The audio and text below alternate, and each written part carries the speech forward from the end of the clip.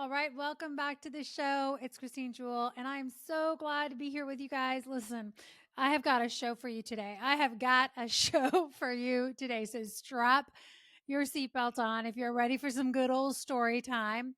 If you are somebody who's been craving deeper, more meaningful love, more intimacy, more connection, more trust, more closeness, more oneness with your husband, your wife, your partner, maybe you don't have someone in your life and you're just like, I know God has that person for me. Like, I know I feel it in my bones, but I just keep failing at relationships. Like, I suck at relationships. This show, today's episode is for you. And I heard that recently from someone, a man that had been working with for a while. And he just said, Christine, I think I'm just bad at relationships. I think I just don't know how to I'm not cut out for them.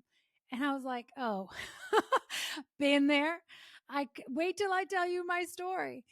We are all created for relationship. We are all designed for relationship. It is the core of our very being, our very essence. In the beginning, when God created man, it was for relationship. It was for intimacy so that they could walk together, they could partner together. It was the deepest desire. We have a hole, right? A God-shaped hole inside of our soul that was designed to be filled by that core relationship. And then what? God said it's not good for man to be alone. It is not good for man to be alone, even though God was with him in the spirit.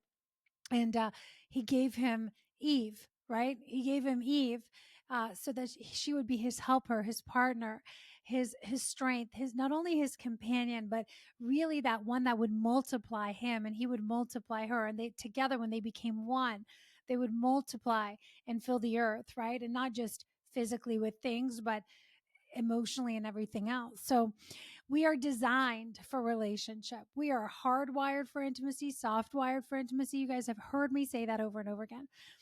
And I want to share today, as I dive into this series, I really am shedding my heart to those of you who are listening.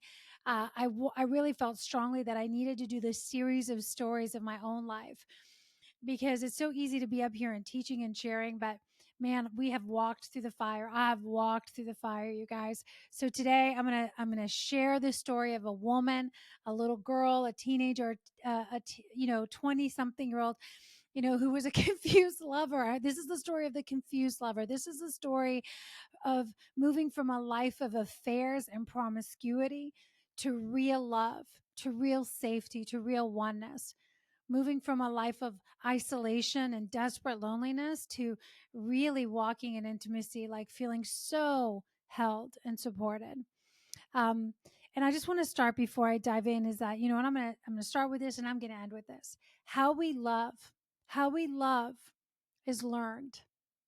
Love is a state of being. It just is. But how we do the act of love, how we perform, how we engage, what we think about it's caught and it's observed by how we're treated as a little girl. That first love affair is that love affair with your daddy, right? The little boy, it's like with mommy, right? Like, I just love mommy. I remember Grace had saying, I'm gonna marry you, mommy, one day, right? Like, little boys love their mommy, little girls love their daddy.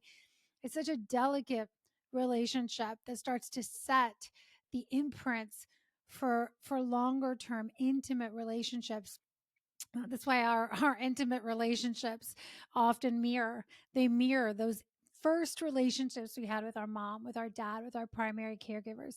So how we love was learned. It was caught. It was observed. It was experienced by how we were treated, by how our father treated our mother, by how we saw dad speaking to mom, touching mom, respecting mom, holding her or not, right? Did he have an air of respect? Did he cherish her, or did he just trample and walk all over her and treat her like garbage? Or did he really honor her as a woman?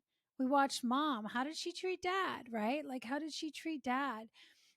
Did she respect and honor him? Did they work together in tandem? Did she see him through the eyes of love, right? Was she kind to him, or was she always paper cutting him and avoiding him and nagging him or terrified of him? So we see mom treat dad a certain way. We see dad treat mom a certain way. And we're watching as a little girl, watching mom. Like, mom is showing me how to be a woman, right? Mom is showing me what it means to be a woman. Dad is showing you what it means to be a man. And so we have all this imprinting. And so, wow, the beautiful thing is that we know that our psyche, right? We have this neuroplasticity. Our neural pathways can be reshaped. They can be rewritten. We can have new memories, new stories, new mindsets, new beliefs, new identities. We can adopt new ways of thinking.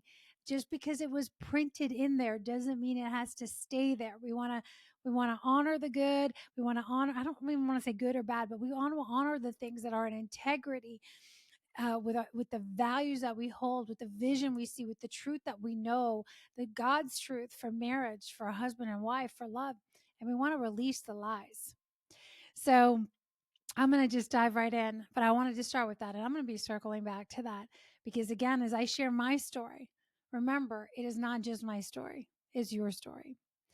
I want to know if you see yourself in any of this. I'm going to be raw and real with you guys. So, in the last episode, I shared how the warrior was born, right? Our family of origin. I was very playful and adventurous and all that stuff too, but I went through a lot of things. You guys can go back and listen to that, where the warrior really began to shape.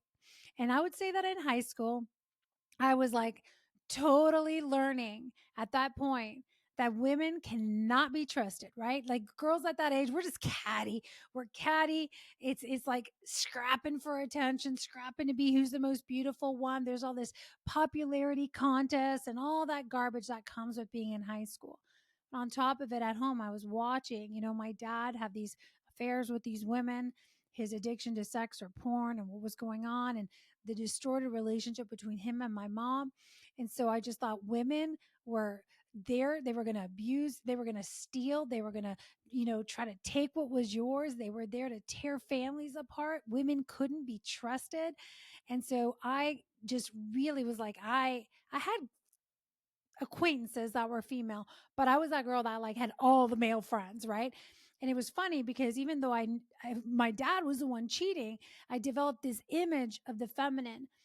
And I want to say that at the same time that this was taking shape, I also started to really believe you can't trust men either. All men are going to cheat. They're just like, so you gotta toy with them. You got to control them and manipulate them so that they don't control and manipulate you, right? You got to know how to play the game so that they don't use you as a game. So I was in that space of I will never be taken advantage of. I will never be left. I will never be abused. I will never be trampled on, embarrassed, all of that stuff. So what did I become? I became class flirt, right? I had all this charisma. I still have it as a God gift, but I was misusing my gift, right? I had a lot of light. I've always had a lot of light.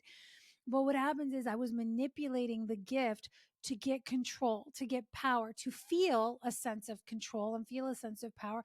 And it's intoxicating, right? It's intoxicating when you can manipulate the atmosphere to get the attention and the affection and the compliments and get boys chasing you and boys fighting over you and all that, whatever.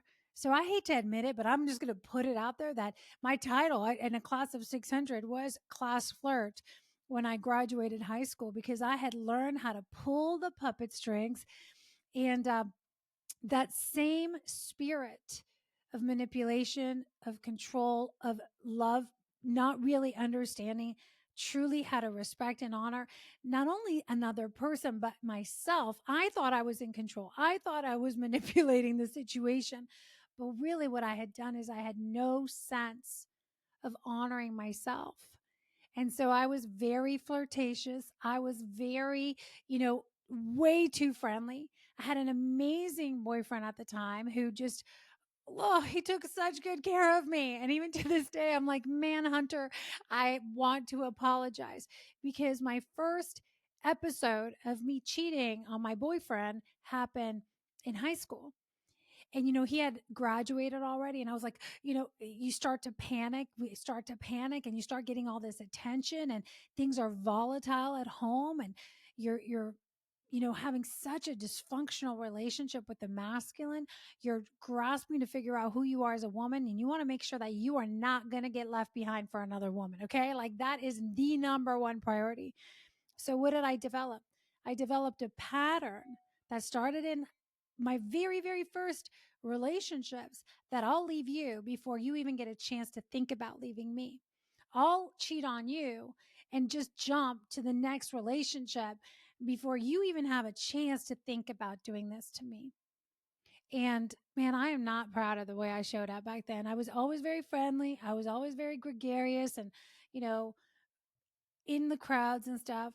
But the operating system that was running was so dysfunctional around love. So on the outside, most spirited, class flirt, right?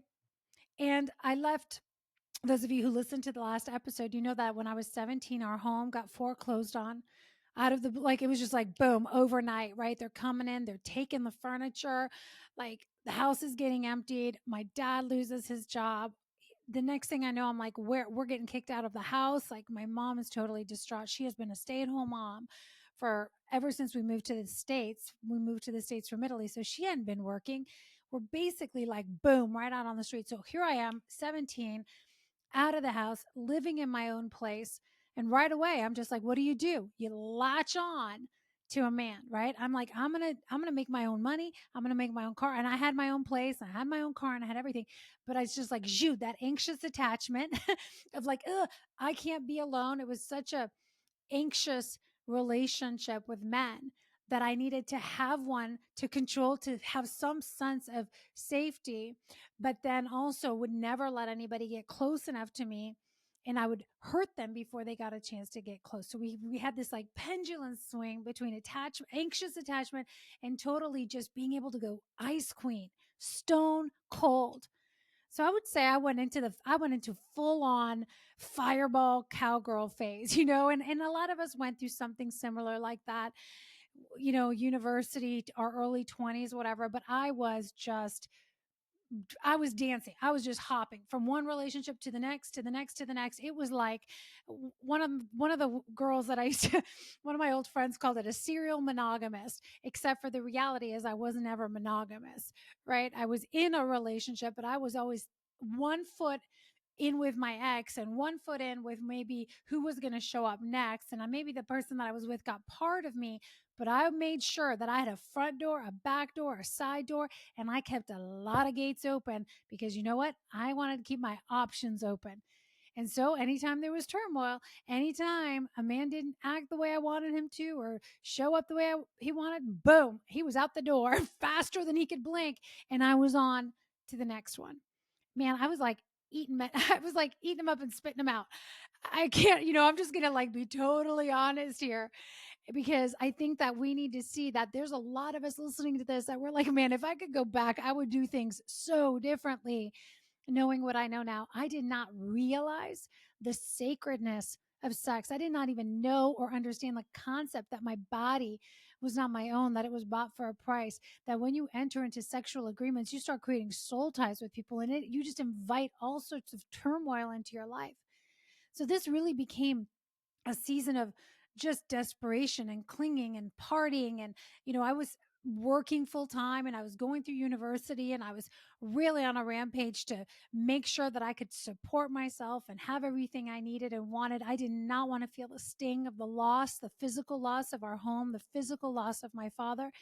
At this season of my life, I wasn't speaking to him, I was speaking to him on and off, but he would disappear for months at a time and sometimes a year at a time. And I was often having to go pull him out of really horrible situations, bar fights, jail, go drive up to the jail and pick him up. And I mean, crack houses, like he would call me and I would have to go in. And so I was on one hand, hating this man, the other hand, trying desperately to keep rescuing him. So much confusion in my relationship with the masculine, right? It's like love, hate, love, hate, love, hate. And so I continued with that love hate relationship with these men, these boys, these young men in my life. And some of them were the sweetest guys. But I was that girl that would just, use, manipulate, do what I needed to do so that I could feel safe, do what I needed to do so that I could feel loved for the moment, so I could get that instant need met, but never understood how to respect, how to cherish, how to do any of that. And I don't think a lot of us learn, right? A lot of us are in that stage really selfishly, like just we're in it for me, right?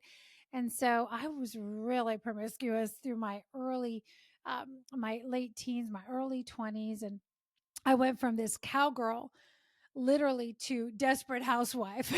I met my first husband when I was 21. I met my first husband. He was 10 years older than me. And I I met this man, and so after being on my own for 4 years and basically being around and around and around, I was like, "I am tired. I need a real man," you know? I thought I had it all figured out. I'm gonna get myself a real man, like somebody who's good husband material, you know? So here comes this guy who's 31 and he's got a Land Rover and he owns an advertising agency and he comes from Canada and he's selling me this whole bag of program of how he's like super adventurous and he's got his stuff together and he comes from this amazing family. And I saw that man through my big, thick, rose colored glasses, right? As we often do. We look at someone and we see what we are desperately wanting to see. I desperately wanted a way out of that old life. I desperately wanted to just be able to relax and have that image come true. I always had the image that I was going to be married and have a house with a white picket fence. And at the time we lived in Orlando. So there's this place called Winter Park. And it's just like, all the houses, it's like kind of a weird show where all the houses look really pretty and put together. It's kind of like a fake bubble. Well, I always had a vision that I'm going to have the perfect house and the perfect marriage. And here comes this man. And long story short, I end up getting head over like boom, it's hot and heavy, just like I did everything because that's what anxious attachment does. They just they just suck up right into the relationship. They cling, they attach, and the relationship becomes your world. And again, I want to share this with those of you that are listening because these are all survival mechanisms. These are learned behaviors, they are trauma responses, these are coping mechanisms to deal with, try to survive the situation. It also is because these have become your emotional home. So you have no concept. I had no concept of what is this even a healthy relationship? Like, is this man for real? He's 10 years older than me. I mean, he was going through a divorce at the time and it was rough. He was going through a really rough, nasty divorce. It was a horrible legal battle. I mean, there was all kinds of things involved in that. And I couldn't see, there were so many red flags, but I couldn't see them because I saw what I wanted to see. And so 2 years later, I'm married. 2 years later, I've got my first child on the way, Bailey, and there were so many red flags leading up to that marriage. That's why today I talk about like, if there is a red flag, you got to know your red flags, you got to know your orange flags. There was so many red flags. I had no business getting married at that age, but I did out of desperation. And you know what I became? A desperate housewife. I ended up going into a 10-year marriage where, and this is not to knock my ex husband at all. We have three beautiful children today because of that. But we just started to create such a fake life where we never left and cleave to one another. We did not understand how to love. There was both so much trauma and drama on either side. There was control issues from the extended family. And, as the years progressed, I poured my heart and soul into the vision, his vision. He had two kids from a previous marriage. Then we had three children on our own. And I was on the 2 year plan. I was popping out babies every 2 years. We started a company in Florida that took off and ended up taking us to Canada. And, we got into this neighborhood way over our head. We were trying to fit in with the Joneses. We were pouring money. We were just living so upside down under mountains of debt, trying to pretend we were pretenders. We were trying to keep up, putting the $100,000 pool and a couple $100,000 of landscaping, and then always struggling, right? Robbing Peter to pay Paul, and it was such a facade. Everything about that season of my life, not everything, a good chunk of it was inauthentic. Inside, we were like married on quicksand. There was no structure holding the relationship up. We, again, had a lot of external controls. There was a lot of fear around the external family coming from a lot of wealth. And I came to find out that during that marriage, there was, again, issues around sex, issues around pornography.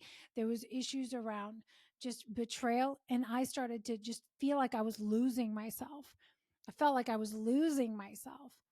I was staying at home with the kids, helping grow the business. My husband was traveling sometimes for 5 days at a time, coming home on the weekends, another 5 days with these young girls. And I grew angry and I grew resentful, and I was alone at home with with all the kids, and we were not on the same page.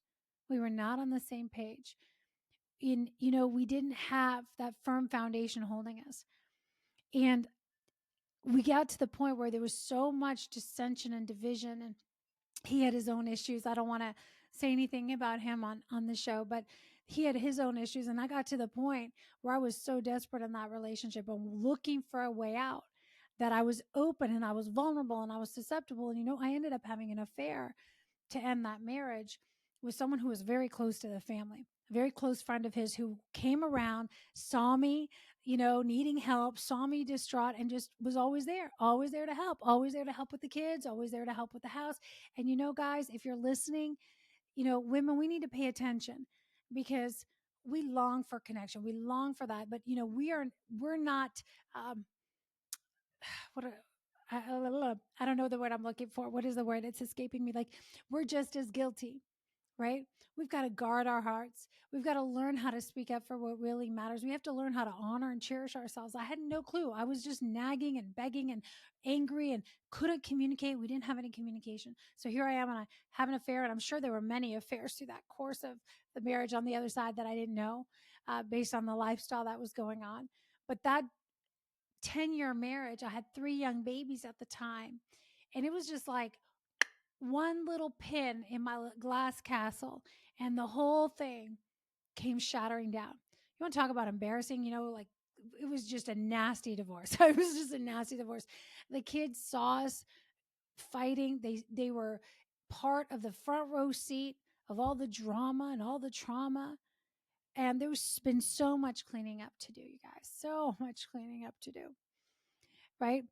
And the thing is, after that 10-year cycle, and I was alone, and I'm going to share some other stories. That was my first hit of loss. My 30s, it was like desperate housewife season, right? I'm just like in there with all the ladies in the neighborhood. We're all complaining about our husbands.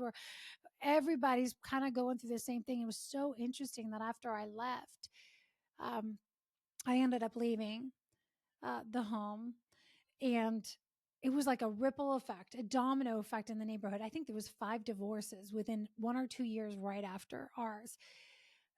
It breaks my heart, like there's so much brokenness. There's so many things happening inside the walls of these people's homes, and everybody's out there pretending, socializing. We're having drinks. We're just one-upping each other and just trying to put on a show for each other instead of talking about what's really going on. It's all BS. So I entered into another season, right? Now I'm in my 30s. I'm always on the 2-year plan. So I'm 23, getting married, 25, 27, 29, had my beautiful children. 31, the whole thing falls apart. And I'm like, oh my gosh, what am I going to do? Right? Like, what am I going to do? Um, and I tried to even like have this relationship with this person that I had an affair with, but that thing's like crumbles and creates such a hot mess. That went nowhere fast, and it just dissipated. God will never bless a relationship that starts like that. So I cycled, and I was on my own for a bit, but not very long, because the same program was running. I did not take the time to heal fully. So, my 30s was about fierce independence. Again, I'm going to fight. And I recycled back to that earlier program of, what? I'm going to fight. I'm going to get into a relationship, but I'm going to look out for me. It's going to be number one. And so I entered into an 8-year cycle, another long-term relationship with a man. And I've talked about that relationship many times because it was volatile, up, down, emotional roller coaster, same patterns, anxious attachment, avoidant attachment, 2 fiercely independent people with abandonment wounds getting together in this awesome trauma bond, and desperately wanting to have like some sort of love and affection, and also terrified of intimacy. I'm going to tell you how that works. It doesn't, right? So much pride that nobody's going to screw me over. Nobody's going to, it was always like competition, a scoreboard. Well, I'll do this when you do that. And so for 8 more years, you guys, 8 more years, I cycled through another relationship, feeling desperately alone, grasping for some sense of security. Like, are we going to get married? When are we going to be together? When are we going to move in the same house? When? And we both had businesses in the same town. And from the outside, again, we're super athletic. We're both business owners, like, right? But we were like two tornadoes every time we got together, colliding, colliding, colliding, because we did not resolve the issues that we had from the first time around, which were issues from our childhood. We just kept recycling it like cyclones through our own home. Our children were exposed to it. And so for 8 more years, my kids were exposed to watching dysfunctional relationships, right? Disrespectful communication, sarcasm as a mode of communication, fighting, no conflict resolution, no idea how to communicate effectively. Talk about the confusion, the seeds of confusion that we planted. And I look back and I'm like, thank you, God, for like restoring everything. And I've had to go through massive seasons of healing and recovery and restoration. And there was a lot of good. Okay. There was a lot of good moments in there. The kids and I had some beautiful, beautiful moments and memories. And we had a beautiful home and stuff. But you can have the most beautiful house and you can go on the most amazing trips. But at the core, everybody just wants to feel safe, emotionally safe. They want to see healthy love around them. And I'm going to tell you guys, it was something that my kids did not have an opportunity to see because I never saw it. And I did not understand that I kept grabbing onto that generational baton and I just was replaying out the same story. That now I had gone out through one divorce publicly that almost nearly destroyed me emotionally and financially. In fact, my first husband said to me, and I know I'm hopping a little bit all over the place, but I remember my first husband, when we got divorced, saying, I'm going to emotionally and financially destroy you. And that was the moment where I decided to release the fight around the finances and really double down on my physical health, my emotional health, and make sure that I was good. I want to say this, it's a little interjection. I took a lot of time and focus and energy to work on my physical health and my mental health. So I did that one really well. I was training at the time a lot. I was a personal trainer, I was a nutritionist, I was a coach. I was training for world championships. I was coaching clients athletically. So thank the good Lord that I had that going on because it really was a saving grace. And it was a saving grace in high school for me too, just so that I could find that strength and courage to press on. But I want to share this story that now we've got 2 decades have gone by, 2 decades, oh, nearly, since that whole thing went down with my parents and the separation and the divorce. And now after 2 decades and of trying that fierce independent route and never being able to connect, never being able to click, even in that relationship, like after that 8 year relationship, we tried to move in together for our season, and that was a total disaster. We moved in together for like 10 months and then we moved right back out. I mean, do you understand like how much you take people through when you do this, right? And I'm so glad that I can share this now without any embarrassment or shame. I share it because I know that we're in these moments and we're grasping for love. We're grasping for some sense of security. We're grasping for some sense of stability and putting our face back out there and not messing up again. And the second time actually was harder to break than the first time because now I didn't want everybody to see another long-term failed relationship. And it was brutal, right? But it was on, off, on, off, on, off. Finally, I think it was like 2018 or something, or 2016, I don't even know, when we split and we went our separate ways. And you'd think that would be the end. You'd think that would like, bong, the light bulbs come on, right, Christine? Some of us need to keep learning the lessons. We need to keep learning the lessons. And so I was still clinging to that fierce independence. I still was thinking, I'm going to figure this out. I'm going to be in control. Me, me, me. My pride, you guys, my sense of pride and those wounds that have been running, they had some serious holds. And I went through another 2 year cycle of another relationship that went sideways and brought this person to work in for my business. They closed their business down to kind of merge with me and come work for me. And now I moved somebody else in with us and into the business, and it just created more drama. And it was just like, I realized, oh my gosh, I have a relationship. I have a love affair with drama.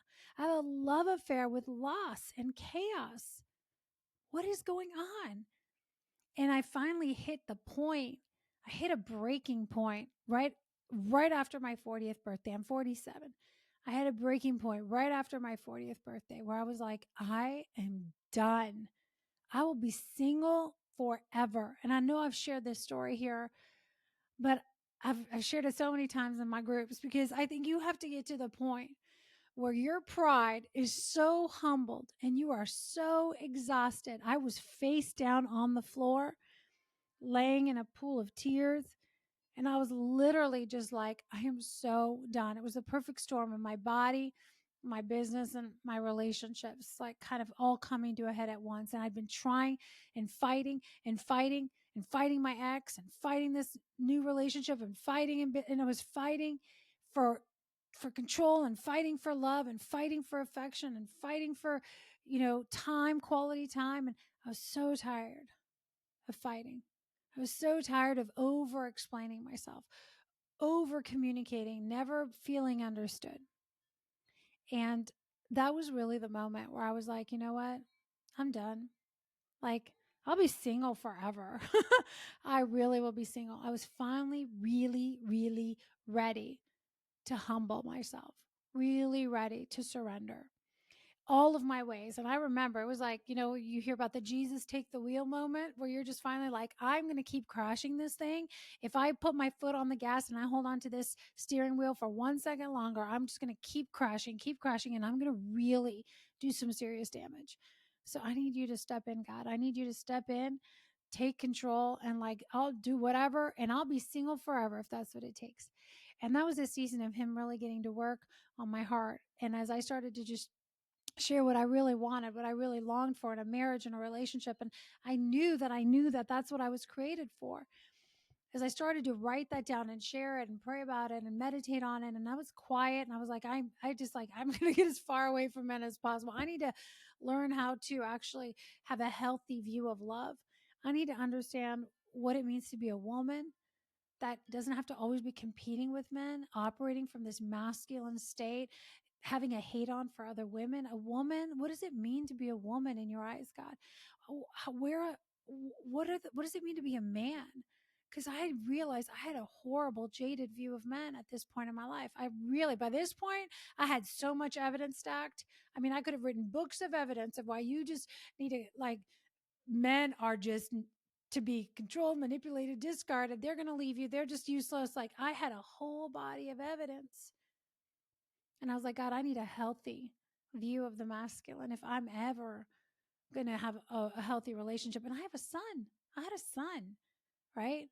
I had daughters. I'm like, I want my children to at least see at some time in my lifetime with them that restoration. And so God just started to really work on my heart.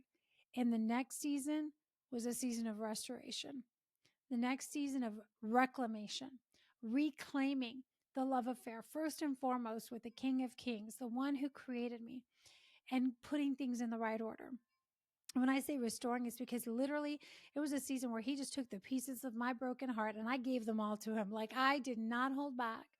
And I was like, take the million pieces. Now my heart is shattered. Like, I felt like my heart was just shattered. And it was. And my pride was shattered. And I just was like, I want to learn. I want to, like, totally start from baby. And he just took me through such a beautiful season of healing my heart, of restoring each broken piece. You think about a vase that has been broken into a million pieces. It was almost like God picked up every single one of those pieces in this process of initiation and healing and forgiveness and grace, and started putting the pieces back together. And he gave me a heart that, when he was done, was a heart that could really hold space for love, a heart that could see myself as the woman that he created me to be. And I started to honor and cherish my body, my physical body, completely differently. I started to see myself as a woman and women around me completely differently. I started to treat the feminine completely differently, not as an object of competition, not as a threat, but really it was the first time in my life where I began to see the feminine beauty, really beauty. I had to totally restructure my relationship with beauty.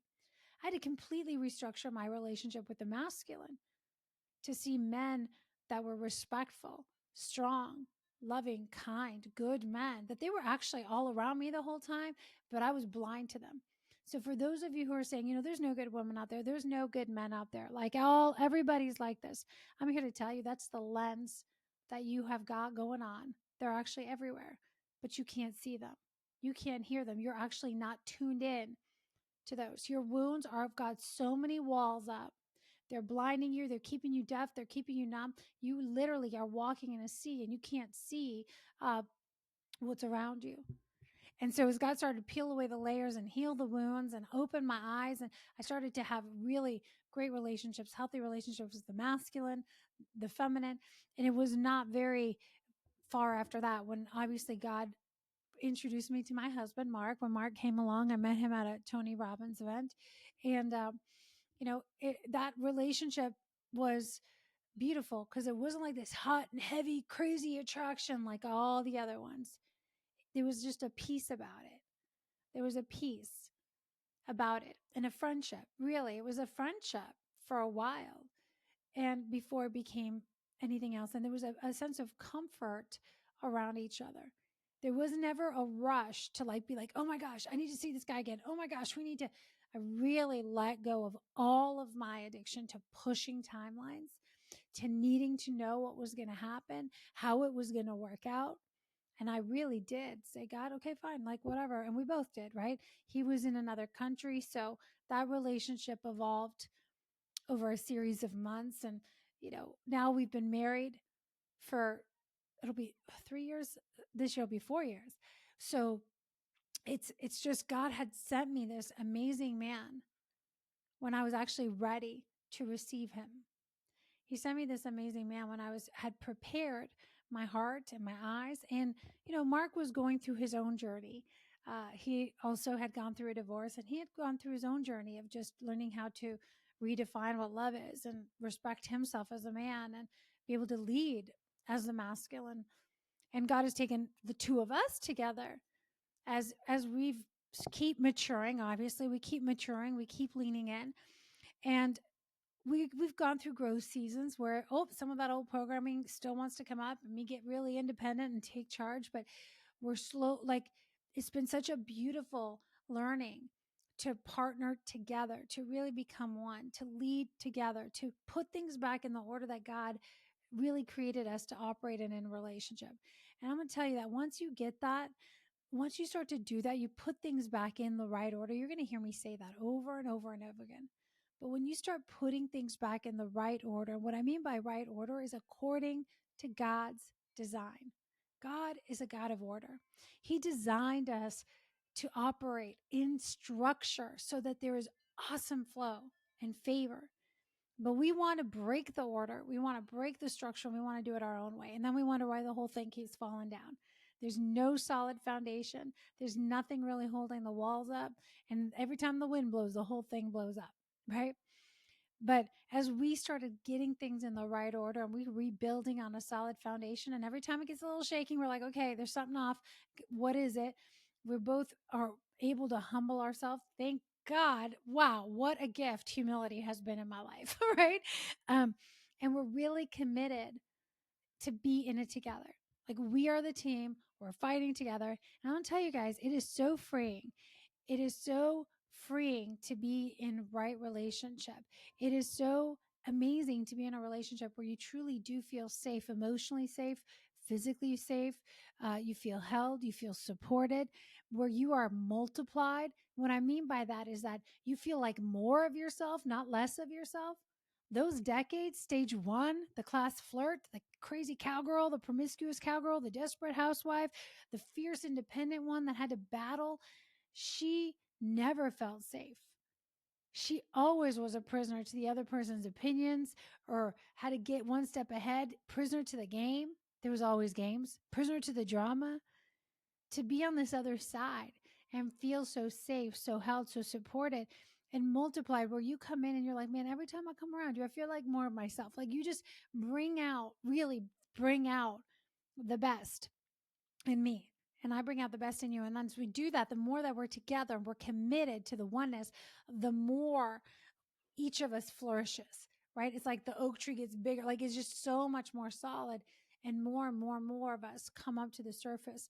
And that means more gifts. That means more talents. That means more of our skills we put in together, more words of life we speak over each other, more power together as a couple.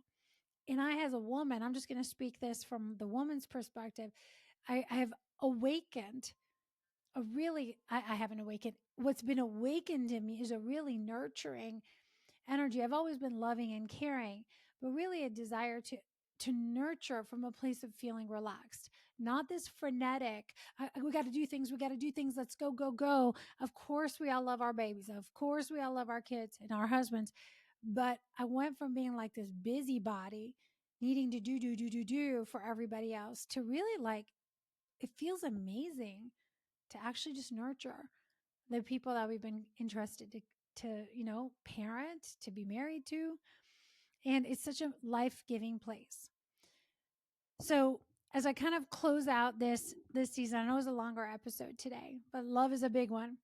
I want to end where I started. Today I'm on the other side, and I'm so excited about what God is going to do in our life, what God's going to do in our marriage. I'm already seeing, like, it is crazy when we look back and we're like, wow, even in the last 5 years, what God has done in our life, 4 years, it's wild. The last 4 years, what God has done in our life. It's so incredible to witness and see just how much has taken place. And I just want to encourage those of you, regardless of where you're at. Maybe you feel like, oh man, I feel like I'm in stage one. I call those stages, they were my stages of development, my stage of maturing and growth. God is always there. The healing is always available. The restoration, the reclamation, the getting things in the right order, it's always available. It's just us getting in the way. It's just our pride saying, no, I don't want anyone to know. I don't want to fail again. I got to dig in and I got to, I got to figure it out myself. And it's me, and I, and it's efforting and striving, and it's never going to work.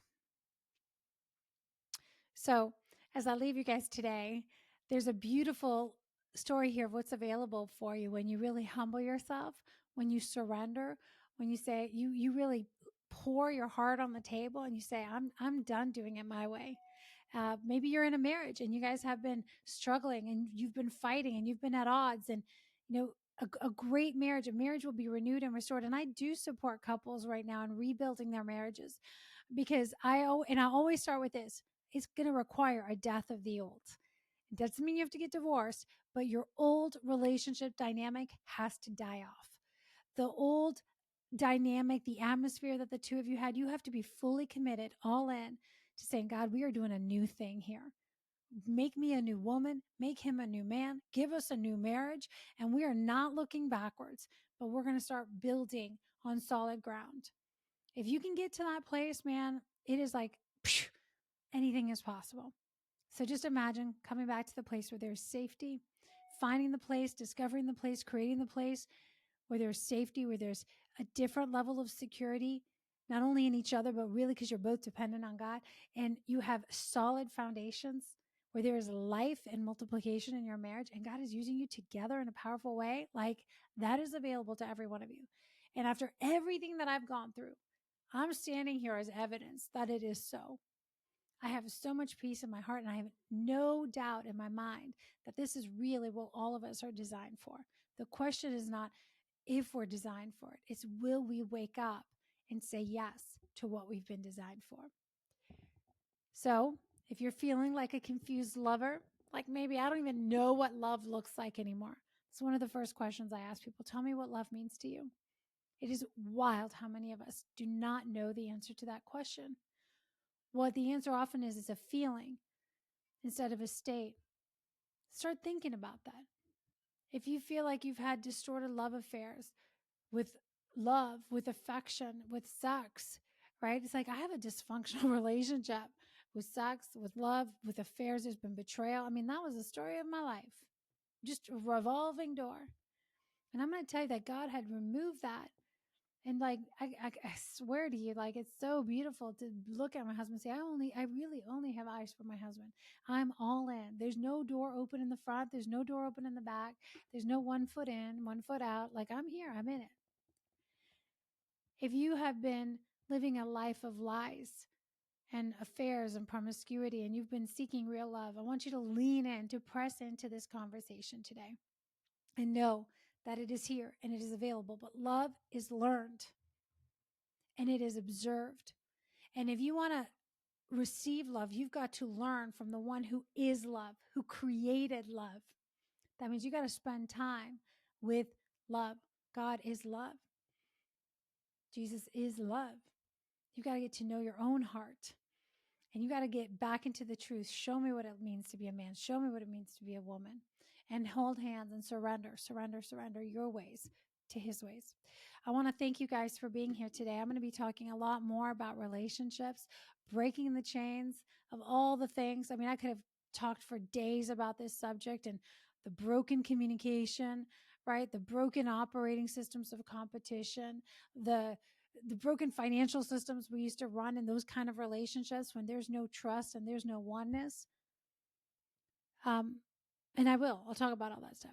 But if you guys want to lean in and press into this work, you can always apply to work with me. We have a coaching container, a community, the roundtable community of men and women that are committed to building thriving relationships, heart-centered, God-driven missions, to really rising as powerful co-creators in a world of chaos, to be the ones that do things different. You can click on the link there. You can always learn more about those programs, or at least we can move you in the right direction. We have a beautiful community of women as well. So you guys, if you want to learn more about those programs, click on the link below. Make sure you get connected. And if you haven't done so already, take a moment to please subscribe and leave a review on this channel. It really makes a huge difference. Thank you so much for being here. Thank you for being part of this conversation and just allowing me to share my story. It's so powerful. I'm sharing things I never thought I would let escape my mouth. So you guys, thank you. Until next time, here's to loving fiercely, leading courageously. Bye for now.